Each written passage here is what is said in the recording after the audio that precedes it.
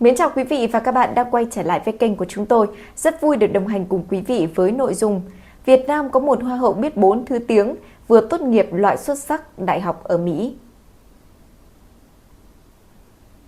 Nguyễn Thanh Thảo, đương kim Hoa hậu Đại dương Việt Nam 2025, vừa hoàn thành chương trình đại học tại Bentley University với thành tích loại xuất sắc.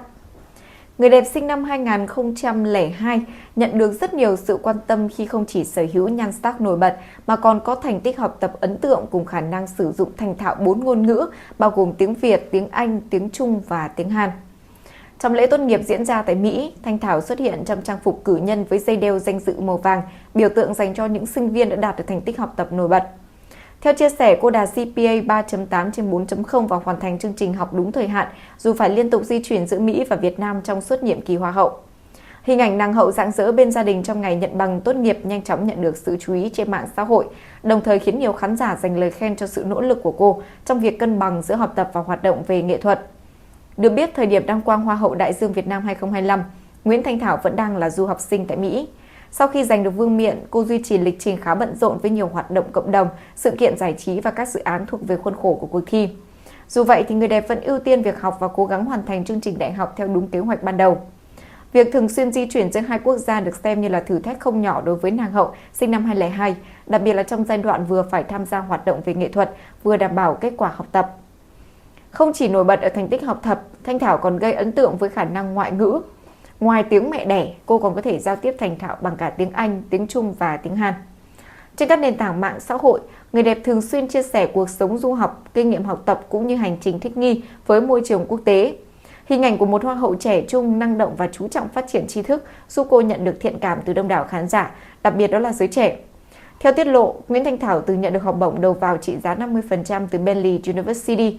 Trong suốt thời gian học tập tại Mỹ, cô cũng nhiều năm liền duy trì kết quả học tập tốt và tích cực tham gia các hoạt động ngoại khóa nhằm tích lũy kinh nghiệm thực tế.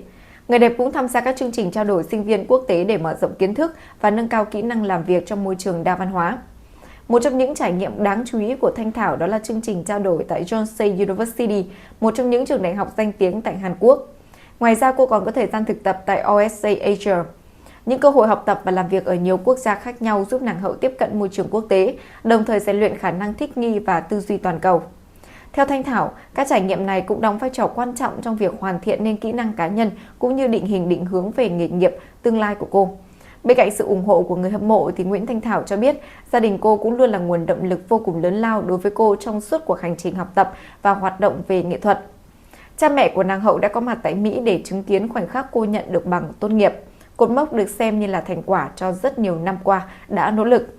Người đẹp nhiều lần chia sẻ rằng gia đình mình chính là điểm tựa tinh thần giúp cô vượt qua áp lực khi phải cân bằng giữa việc học, công việc và lịch trình di chuyển dày đặc. Sau khi hoàn thành chương trình đại học tại Mỹ, Thanh Thảo dự định sẽ trở về Việt Nam để tập trung phát triển sự nghiệp cá nhân. Người đẹp cho biết cô rất là muốn dành nhiều thời gian hơn cho các hoạt động về nghệ thuật, đồng thời cũng sẽ tiếp tục thực hiện vai trò của đương kim Hoa hậu Đại dương Việt Nam. Ngoài việc tham gia vào các dự án cộng đồng và hoạt động về giải trí, nàng hậu cũng có kế hoạch là sẽ học thêm các kỹ năng chuyên môn nhằm mở rộng cơ hội về nghề nghiệp trong tương lai. Không dừng lại ở tấm bằng đại học loại xuất sắc, Nguyễn Thanh Thảo tiết lộ cô đang lên kế hoạch theo học chương trình thạc sĩ trong thời gian tới để có thể tiếp tục hoàn thiện bản thân. Với nền tảng học vấn tốt, khả năng ngoại ngữ nổi bật cùng với kinh nghiệm hoạt động trong môi trường quốc tế, người đẹp được rất nhiều khán giả kỳ vọng sẽ xây dựng nên hình ảnh của một hoa hậu thế hệ mới, không chỉ chú trọng về mặt ngoại hình mà còn đều đầu tư vào tri thức và kỹ năng chuyên môn. Vừa rồi là những thông tin mới nhất được cập nhật trên kênh của chúng tôi. Cảm ơn quý vị đã quan tâm theo dõi. Xin chào và hẹn gặp lại.